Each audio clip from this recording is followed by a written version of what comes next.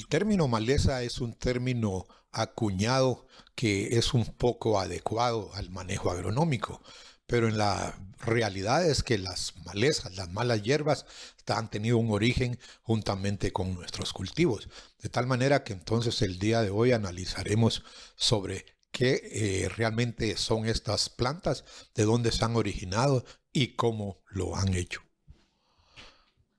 Indeseable. El término indeseable o maleza realmente ha sido más que todo una conveniencia agronómica, más que todo un tanto dado por el ser humano de acuerdo a sus actividades agrícolas. Pero analicemos en la realidad qué son. Son estas malezas, qué son estas plantas indeseables y en verdad de dónde vienen. A la vez cómo se originan, qué las ha dado paso a su origen.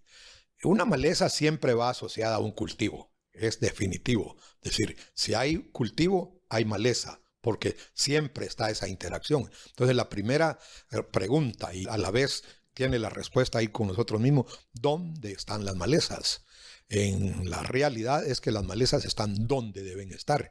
Están como parte ocupante de nuestros agrosistemas, es decir, de nuestros cultivos.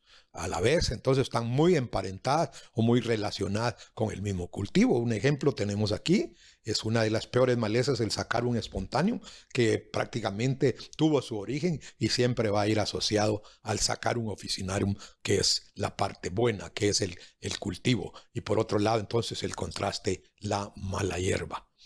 La agricultura como tal puede definirse, aunque tiene sus partes complejas, pero podemos definir la agricultura como en este triángulo, una interacción entre cultivo, ambiente y malezas. Esa es en realidad la agricultura. ¿Por qué malezas? Porque las malezas son el pariente o son los parientes más cercanos al cultivo, mientras que el ambiente puede incluir tanto la cuestión meteorológica como los demás entes vivos, es decir, lo que son los componentes también bióticos de ese ambiente.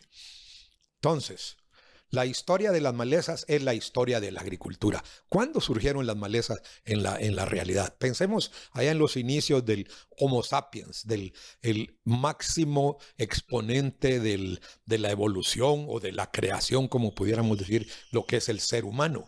Como máximo exponente surge en ese mismo momento las mismas malas hierbas. Es decir, en el momento en que el ser humano deja de ser silvestre, de ser nómade, de ser salvaje, de estar en el monte y se vuelve más sedentario, más civilizado, entonces surgen las mismas malezas. Es decir, una de las primeras formas de deshacerse de las malezas tuvo que haber sido arranque a mano. Es decir, los primeros botánicos surgieron en los hombres cuando pudieron identificar botánicamente lo que era bueno y lo que era malo. Y de alguna manera ahí no solo surgen a priori los primeros botánicos, sino también el conocimiento de las malas hierbas. Y deshacerse de las malas hierbas tuvo que haber sido un método puramente manual. Posteriormente, con el desarrollo del ser humano, el desarrollo del mismo Homo sapiens, ya buscó alternativas, buscó opciones que lo hicieran más eficiente en el manejo de los agrosistemas, del cultivo mismo. Y ese manejo lo llevó a utilizar todo tipo de áperos de labranza, implementos que él mismo fue acondicionando. Evolucionó un poco después cuando él ya pudo usar la fuerza animal y construir instrumentos de labranza adecuados a esa fuerza animal. Y ya con el descubrimiento de la rueda, que fue un grito a la evolución y todo eso, surge también métodos más especializados para el tratamiento de las malas hierbas. Y por allá, a los mediados del siglo pasado, cuando surge todo lo que es el tema de la mecanización no solo para manejar los agrosistemas, sino para controlar o manejar las mismas malas hierbas. Y el último grito de la moda es con el surgimiento después de los años 50 de los métodos químicos, del uso de herbicidas para hacer un uso y un manejo eficiente de las malas hierbas.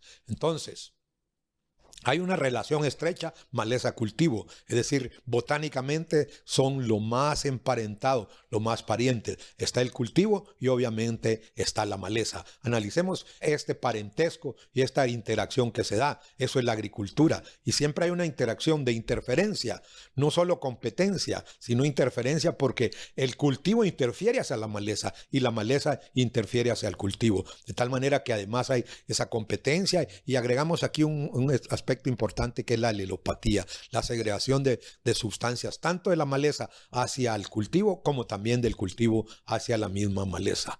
Entonces, interferencia es el término más global que podemos decir es la relación entre el cultivo y la maleza. Se da una competencia y una alelopatía. Siempre vamos a tener interacción o competencia o interferencia por luz. Vamos a tener también por el espacio. Vamos a tener también por los nutrimentos. Vamos a tener obviamente por el agua. Esos son factores por los cuales interfieren. ¿Y por qué lo hace la maleza? ¿Y por qué está adaptada y apta para hacerlo con el cultivo? Normalmente tiene un rápido desarrollo, producción abundante de semillas, evolucionaron de esta manera que también producen mucha semilla viable, la germinación es dispareja. ¿Qué diera un agricultor que en un momento dado toda la maleza naciera al mismo tiempo? De una sola vez la podemos deshacernos de ella, pero es así que cuando germina el cultivo germinan muchas malezas. A los 8 o 9 días de estar el cultivo vuelven a germinar otra y así va escalonadamente germinando la mala hierba. También ya lo hacíamos ver, tienen inhibidores del cultivo, alelopatía, es decir, una segregación de ciertas sustancias, alcaloides y ciertas sustancias que hacen o influyen sobre el cultivo mismo. Y un punto muy importante, la adaptación a diversidad de ambientes. Es decir, la maleza se ha adaptado a sobrevivir en prácticamente ambientes desde muy inundados, ambientes secos, suelos de un tipo, suelos de otro, muy adaptada. Mientras que los cultivos los hemos adaptado para ser muy productivos, pero muy restringidos a condiciones ambientales y de suelo. Entonces, la maleza está fisiológicamente adaptada. Es decir, ha hecho una adaptación no solo biológica, sino fisiológica. Por ejemplo, tenemos bejucos semileñosos con hojas coriáceas y gramíneas perennes. Tenemos los bejucos. Por ejemplo, en café se adaptan mucho los bejucos, como esta Passiflora foetida, que tienen una adaptación especial para estar escalonando al cultivo, para estar también interfiriendo y para adaptarse a las bajas condiciones de humedad, y por eso es que tienen cutículas cerosas, hojas coriáceas y gramíneas también perennes que se reproducen por semilla o se han adaptado por medios asexuales. Tal el caso del Panicum maximum, que es una maleza que tradicionalmente la hemos conocido como de reproducción sexual, pero ya hay muchos cultivos en maíz, en caña de azúcar, tiene adaptación también vegetativa, es decir, asexual.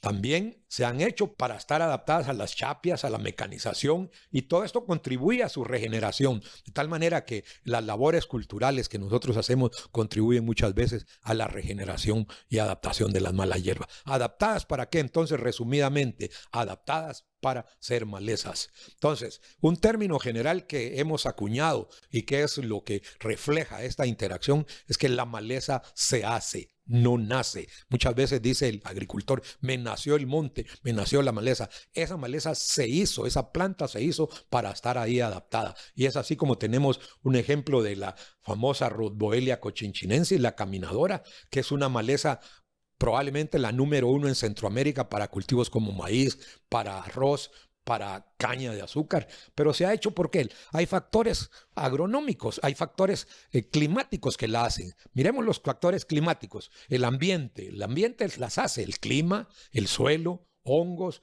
insectos, malezas. Contra esos no podemos hacer gran cosa porque nosotros queremos establecer un cultivo, un sistema agrícola en determinadas condiciones. Sin embargo, podemos hacer ese análisis. Pero lo que sí tiene mucha influencia y es el análisis que hacemos, el manejo agronómico, que ha tenido mucha influencia para que haya y se adapte este término que dijimos, que la maleza se hace, no nace. Como primer punto, entonces, está la reproducción de las malezas. Las malezas son plantas, botánicamente son plantas que pueden tener reproducción sexual. Es decir, hay anuales, pero producen semilla, o hay perennes. La mayoría de nuestros cultivos anuales están invadidos por estas malezas de reproducción sexual, de reproducción por semilla. Pero también hay malezas que se han hecho y se han adaptado a tener reproducción vegetativa. Los principales medios de reproducción vegetativa son, entre estos tenemos estolones, tenemos rizomas, tenemos tubérculos, tenemos bulbos, tenemos cormos, que se han hecho realmente cómo adaptarse las malezas para ese tipo de reproducción.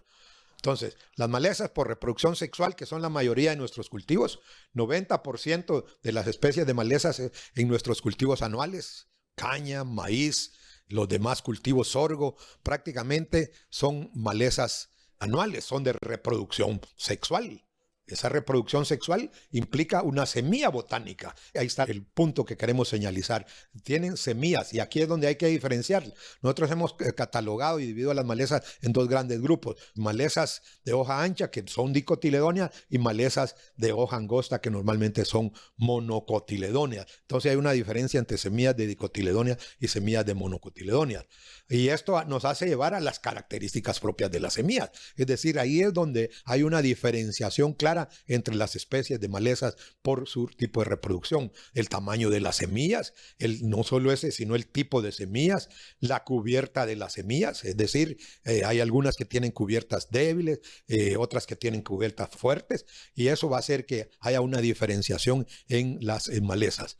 Consideremos esto porque es muy importante en la mayoría de nuestros cultivos anuales. Maíz, caña, tiene que ver con la reproducción sexual. Y por lo tanto es importante analizar rápidamente lo que es la germinación de las semillas y desarrollo de la plántula. Primero tomemos puramente la germinación, luego viene el crecimiento o alargamiento subterráneo y tenemos también la emergencia del suelo.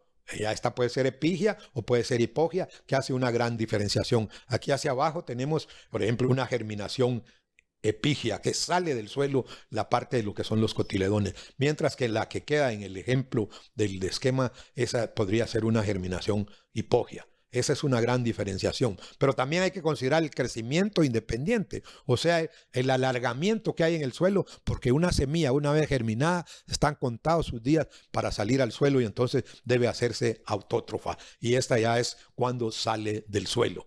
¿Qué es la germinación? Rápidamente, la germinación es no la emergencia, a veces se nos confunde. Germinación es justamente lo que señalamos aquí. Entonces, la germinación puede definirse sencillamente como la emergencia de la radícula y la plúmula de una semilla. Y aquí es bueno puntualizar que semilla sin latencia necesita agua en nuestras condiciones y oxígeno y luz. En otras condiciones necesitará fotoperíodo y otras, pero aquí no es necesario ir a fondo eso. Pero en nuestras condiciones tropicales o subtropicales lo que necesitan es agua, oxígeno y luz. Entonces, si necesitan almacenar semillas, ¿cuáles deben ser las condiciones? Si uno necesita, por el contrario, almacenar semilla, debe ser un ambiente seco y templado. Las semillas con latencia genética necesitan más que humedad. Aquí hay un tipo de latencia, la genética. Las semillas que tienen eso, por ejemplo, lo vamos rápidamente diciendo quiénes pueden tener semilla latencia genética y por qué la pueden tener. Por ejemplo, cuando hay semillas que tienen testa gruesa, pero se puede romper. Eso por escarificación, que es una escarificación química o una escarificación también física. La química con ácidos, la física puede ser calentamiento o una mecánica, desgastar esa parte limitante, la testa gruesa, que puede ser con lija, con arena. Y esto hay algunos ejemplos por aquí de especies frutales forestales, es decir, lo hacemos como conocimiento general. Pero también la testa delgada puede ser una característica que conlleve a que tenga latencia genética. Y la luz u oscuridad puede romperla esa. Y ese es el caso de las semillas de lechuga. O también tenemos las semillas de arveja. Otro ejemplo son el desarrollo embrionario insuficiente. Eso puede causar latencia. Y hay así hongos asociados al suelo que pueden romperlo. Y es lo que pasa con las orquídeas. La mayoría de orquídeas tienen latencia genética, porque es innato en ellas. pero se rompe con hongos asociados al suelo. También tenemos otro tipo, los inhibidores, como el ácido abscísico, que es el caso de algunas forestales, pero esto se rompe por escarificación, que es la vernalización. Ya puede ser con temperaturas bajas, 6 semanas a 0 grados, o también alternado a 20 grados centígrados. Y la mayoría de forestales de climas templados tienen ese tipo de latencia. Finalmente, los inhibidores fenólicos, que se puede romper por el lavado, por lluvias repetidas. Y eso es lo que pasa con los cactos. Los cactos entran en latencia, pero cuando la lluvia viene y se repite, entonces rompen la latencia y germinan. La germinación de una semilla, vamos rápidamente. Pensemos en una semilla de monocotiledonia, o sea, de una semilla de gramínea, en este caso la de cebada. Miremos la estructura, la mayoría, bueno, no la mayoría, toda la familia Gramineae, que es Poaceae, no es una semilla, es realmente un fruto. Por lo tanto, la parte más externa es el pericarpio. Esa es la parte más externa del fruto. Y internamente al pericarpio está la semilla, que tiene las siguientes partes. Tiene un endospermo y tiene la otra parte muy importante, que es el embrión. Endospermo y embrión, que son las partes de la semilla. Pero aquí, dentro de lo que es el embrión, es la plúmula y tenemos la radícula. Entonces, ¿qué es la germinación? Es la emergencia, la salida de la semilla, de la plúmula y de la radícula, sencillamente para no confundirnos. El cotiledón, que es una estructura que en el caso de las monocotiledonias como las gramíneas es parte de donde también pueden tener cierta reserva. Y aquí es el caso entonces de las monocotiledonias. Pero aquí está un punto muy importante. Lo primero que se necesita para la germinación es agua. El agua, al entrar al embrión, lo imbibe. Imbibe es un término muy característico. En buen lenguaje vernacular decíamos se hincha, se llena de agua ese embrión. Ese es lo primero que sucede.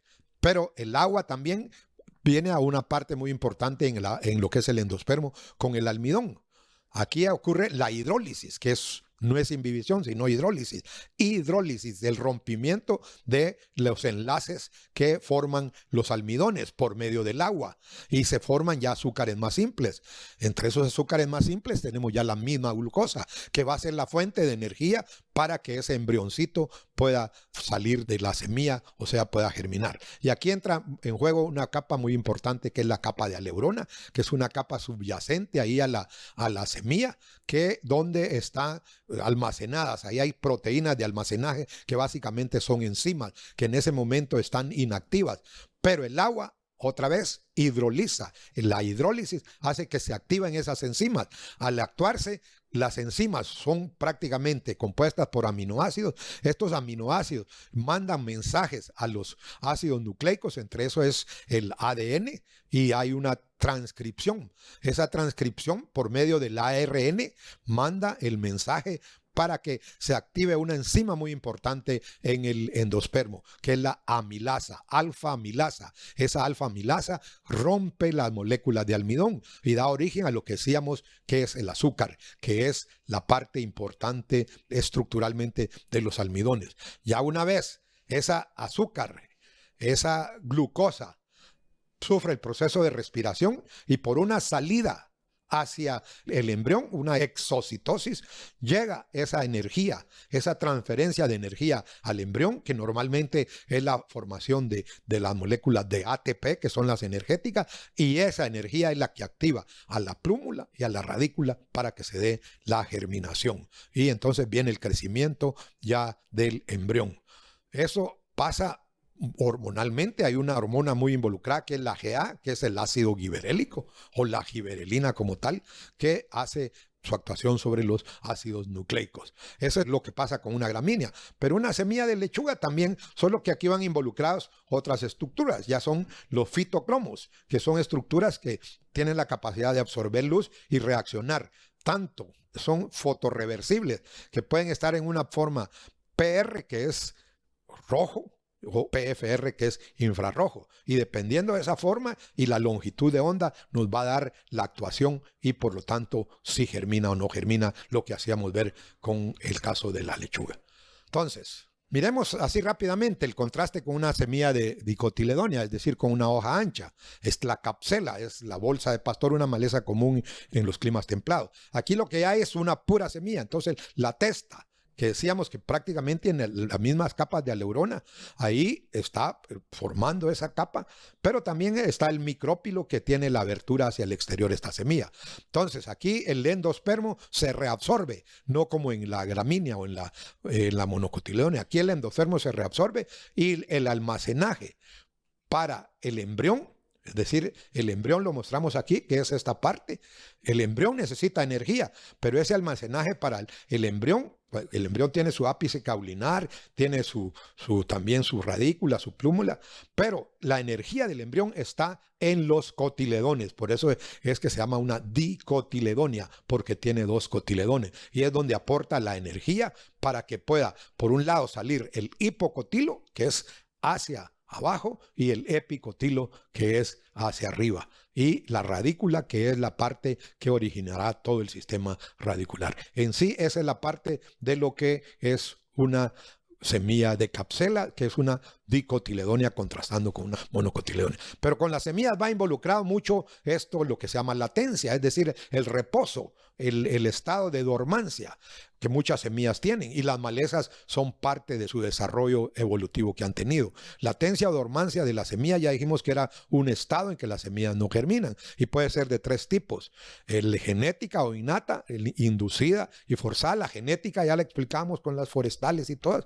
Inducida a veces también puede dar, no son muy comunes, pero la más común en las semillas de malezas, como estas que tenemos acá, es la latencia forzada, que está dada principalmente por factores ambientales como humedad, el aire, o sea, el oxígeno y la luz. Entonces, la reproducción vegetativa también puede darse en malezas, y esta es lo que ha hecho que muchas de ellas son difíciles, tal el caso del Cyperus rotundus que tenemos aquí, pero se ha hecho para perpetuación de la especie, para diseminación natural y agronómica, y también para supervivencia de los individuos. Por lo tanto, hay estructuras de reserva para poder entonces realizar su reproducción.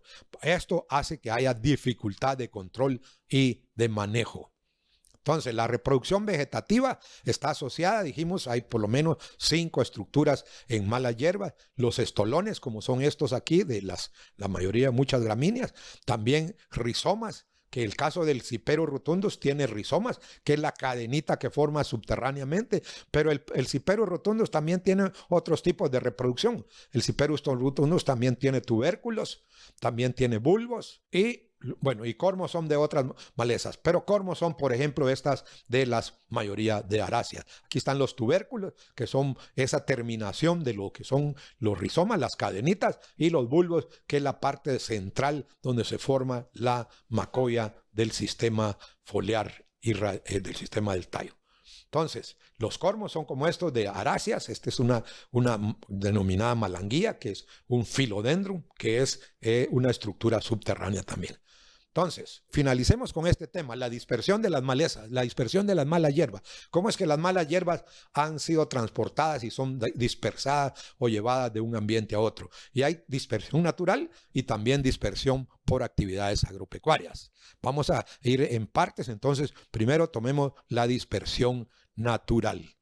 La dispersión natural de las malas hierbas o plantas indeseables puede llevarse a cabo a través de agentes naturales, puramente, como el viento, el agua. Es lo que pasa con muchas de las malas hierbas compuestas, o de la familia Composite, o de las gramíneas de la familia Poaceae, que es el caso de muchas, como la Rhodboelia, y muchas como los Bidens, que son dispersadas por el viento, por el agua.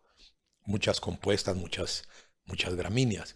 Pero también pueden ser dispersadas por agentes biológicos, tal el caso de pájaros o algunos animales salvajes o animales ya domesticados, como la ganadería, es decir, así se pueden dispersar algunos sidas y algunas especies que hay en potreros, o también este que es tradicional de los foradendron, o llamados muérdagos, que son dispersados por pájaros que comen las semillas y pueden después irlas a depositar en otras áreas ya muy lejanas. Lo importante dentro de todo esto es la dispersión por actividades agropecuarias. Dentro de estas actividades agropecuarias son las que van relacionadas con la parte agrícola o la parte de ganadería del ser humano. uno de los principales y creo que de los agentes más importantes y ha contribuido históricamente en la destrucción de malas hierbas, de malezas, es contaminantes de semillas de cultivos. Pero entiéndase de semilla botánica, porque en caña de azúcar se presenta en los esquejes estos para reproducción, ahí esa no es semilla. La semilla botánica es la que ocurre como muchas de nuestras gramíneas. El caso del arroz, ahí por vía arroz o el sorgo. Por arroz es como pudo haber ingresado la Rhodboelia cochinchinensis a muchos de los ambientes de Latinoamérica. O a Europa llegaron muchas del viejo continente de Asia, cuando las incursiones iban de los griegos y los romanos mismos hacia el lejano oriente, donde traían avenas, trajeron otros cereales como el sorgo. Pudieron haber venido ahí como contaminantes de semillas. Entonces, uno de los casos muy importantes, el caso de la caminadora, una de las gramíneas más importantes en distintos cultivos actualmente en Latinoamérica y prácticamente en el mundo tropical. Tenemos la Rhodboelia cochinchinensis, que es una de las principales dispersadas como contaminante de semillas de cultivos. Y aquí es donde vamos a trazar rápidamente de dónde pudo haber venido la Rhodboelia. La Rhodboelia en su sistemática es que hay que analizarlo. La Rhodboelia pertenece a la familia Gramineae, que también es conservado su nombre, Gramineae o Poaceae en la clasificación ya adecuada actualmente. Esta familia tiene 6 subfamilias, pues la Rhodboelia pertenece a una de esas subfamilias, la subfamilia Panicoideae. Esta a su vez tiene 7 tribus. Una de las tribus es la tribu Andropogonia. A esta tribu pertenece Rhodboelia. Esta tiene a su vez 11 subtribus. Una de las subtribus, que es la Rhodbolinae, a esa pertenece la Rhodboelia. Y el género, como ya lo hemos hecho ver, es Rhodboelia, pero también muchas veces es un sinónimo que hemos tenido, Coloraquis, y ahí es donde vale la pena tener en mente ese género. Y la especie entonces es Rhodboelia cochinchinensis, actualmente adaptado a ese nombre. Entonces, la Rhodboelia como tal vino a Guatemala, lo más probable que hemos estado pensando. Pues el primer reporte que hay para Guatemala es de la flora de Guatemala, que en el año 1955 fue encontrada, y por eso es que se ve ahí cuando dice en un reporte que tenemos de la flora de Guatemala, cuando se menciona que estaba creciendo a lo largo del Quineles en la línea del ferrocarril en Cristina. Y Cristina era una de las estaciones experimentales del extinto IAN, Instituto Agropecuario Nacional, que fue el predecesor del ICTA en Guatemala. Y todavía hay una estación experimental en Cristina, una estación del ICTA que también está como centro de investigación. Entonces ahí fue reportada la primera vez, solo que entendamos, esa fue reportada con este nombre que tenemos, Manissuris. Pero aquí viene una dilucidación taxonómica, porque vamos a ver nomenclaturalmente cómo es que está asociado. La dilucidación taxonómica podemos darla de esta manera. Rhodboelia, que es el reporte que se hace ahí en la flora de Guatemala de 1955, que ese fue escrito por Swalem para el Field Museum de Chicago, ahí es donde reporta. La Rhodboelia es un sinónimo de Manissuris, es decir, es lo mismo.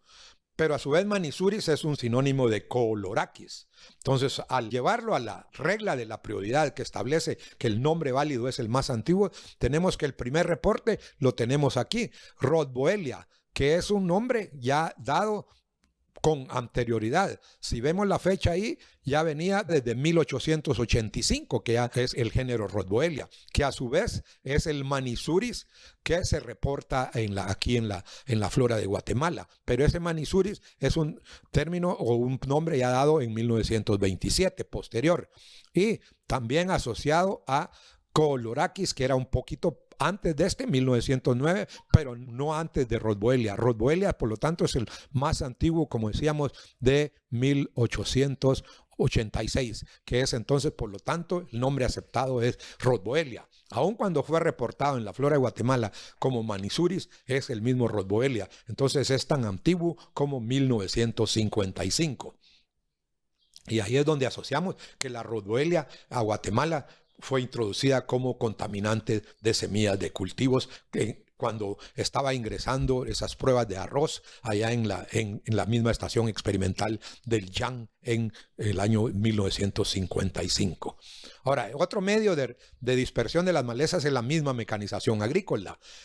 Así es como se han hecho muchas malezas. En soya, en el cultivo de soya y el sorgo son tradicionales en Argentina. Argentina es uno de los productores de estos, pero precisamente por el uso de la mecanización en los años 60, 70, el Cynodon dactylon llegó a proliferar en Argentina, tanto que el nombre en la mayoría de países de Sudamérica, Argentina mismo, al Cynodon dactylon se le conoce como pasto argentina, la cual a nosotros es la grama bermuda o también llamada parque o de otras formas en Guatemala. También tenemos como ejemplo en caña de azúcar la dispersión de Rhodboelia o al filodendro en la malanguía. Rhodboelia en las labores mecanizadas, es decir, aún con el asadón puede estarse dispersando estas semillas de malezas. O en los mismos, aquí tenemos uno de los, cuando se transporta la caña, a veces no se le pone todo el ojo debido, pero ahí estas plantas que están naciendo son de Rhodboelia, por lo tanto ahí había contaminación de semillas de Rhodboelia. Otros también, el Cipero rotundus, al pasar el arado, al pasar la rastra, estamos partiendo los mismos rizomas y liberando tubérculos para dispersión de el mismo coyolío, el mismo Cipero rotundus. Es decir, estos áperos de labranza que son usados en la mecanización agrícola, los arados, las rastras, pueden estar dispersando estas semillas o medios reproductivos asexuales de las malas hierbas. Un tercer medio de dispersión de las malezas es el riego mismo, pero fundamentalmente el tradicional que era. Hoy hay especialistas en riego, el riego por aspersión, con microaspersores, aún el riego muy especializado, pero por goteo. Pero normalmente ha sido el más barato y tradicional el riego por gravedad o por inundación misma, como la Rhodboelia ha sido dispersado en muchos lotes de caña de azúcar, también en maíz. Tenemos otros ejemplos en sorgo, en Oriente, en la dispersión del llamado pasto Honduras, Ixophorus unicetus, ha sido por estos riegos por gravedad o riegos por surco, que tal el caso, repito, de Rhodboelia o del Ixophorus. Una cuarta forma o un cuarto medio de dispersión es el movimiento de masas de suelo. Muchas veces las masas de suelo pueden ser de donde hacemos nuestros almácigos. Mucha gente anda seleccionando a veces los mejores suelos negros, suelos con buen contenido de materia orgánica, pero olvida que esos suelos muchas veces llevan agentes o medios de dispersión de gramíneas, hojas anchas, ya sea frutos, ya sea semillas o a veces medios asexuales de reproducción. Y también, es decir, eso pasa en viveros, pero también puede darse por mejoramiento del suelo mismo. Es decir, a veces pensando por llevar materiales de suelos mejores, donde hay mucha materia orgánica o donde hay incluso compost o donde hay el caso de cachazas o todo esto, puede estar llevando Ciperus rotundus o a un Cynodon dactylum. También la ganadería, un quinto punto, puede ser medio de dispersión de las malezas. Famoso lo que pasa en los potreros, cómo se dispersan los escobillos, que son sidas, o las mimosas, que son las zarzas, y otras. Normalmente se pueden ver los potreros al aire libre, donde están el ganado cesteando o donde está en las canoas de sal. Normalmente es donde se forman los parches de sida, del escobillo, o los parches también de la mimosa púdica y otras mimosas que son las zarzas. En el caso también las ovejas, o aquí no es tan común, pero en el altiplano de Guatemala, el Cenchrus equinatus o el Bidens pilosa pueden adherirse a la lana de las ovejas y a veces al no tener cuidado cuando se hace la esquila puede irse distribuyendo estas frutos o estas semillas de las malas hierbas como el Cenchrus equinatus, que es mozote, o el Bidens pilosa, esta otra que tenemos también, la aceitía. También en materiales pecuarios, cuando se usan materiales a veces para mejoramiento de suelos, que se lleva muchas veces el compost o que se lleva el guano o materiales de desecho de potreros o materiales de los criaderos de ganado o establos, muchas veces van contaminados. El ensilaje mismo, los residuos de ensilaje, hay que recordar que son medios de reproducción de muchas compuestas, Melampodium, especies Bidens, Titonia o aún de muchas gramíneas, y también los desechos que hay a veces de materiales orgánicos como el guano.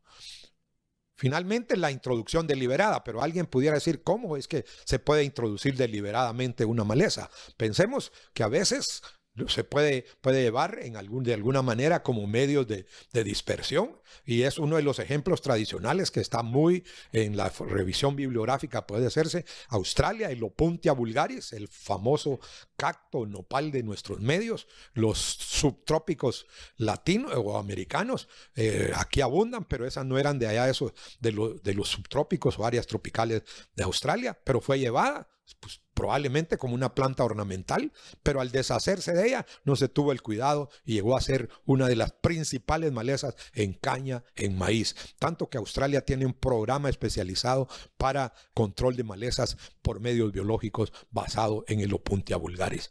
En Guatemala es tradicional entender que somos realmente fuente, cuna de muchas ciperáceas, Ciperus ferax, Ciperus odoratus, pero el Ciperus rotundus no es nuestro. Este es originario del África, del viejo continente del Asia, y fue introducido a muchos países como una parte probablemente para extracción de aceites. Es muy bueno el coquito, es muy bueno lo que se llaman los tubérculos para extracción de aceites, pero realmente no se siguió con todos los procedimientos de cuarentena y ha llegado a ser una de las principales malezas en nuestro medio. Entonces finalizaremos este enfoque de lo que es la mala hierba y de la forma como han llegado a dispersarse y a hacer malezas con el enfoque ecológico. Una maleza con enfoque ecológico se define como una planta que originada bajo un ambiente natural, con cuidado siempre, puntualizamos, ambiente natural, nadie la siembra, y en respuesta a factores naturales e impuestos, evolucionó. Es decir, la rosboelia, el Ciperus rotundus no son los mismos que hace 50 años cuando vinieron a nuestros medios, o 100 años, ya han evolucionado, y lo mejor en sentido biológico para ellas y peor para nosotros es que continúa haciéndolo como un socio interfiriente de nuestros cultivos y actividades. Es decir, siempre que haya cultivo, vamos a tener las malezas. Entonces, adaptados y enfocados con este enfoque ecológico, podemos hacer un mejor manejo de las malas hierbas.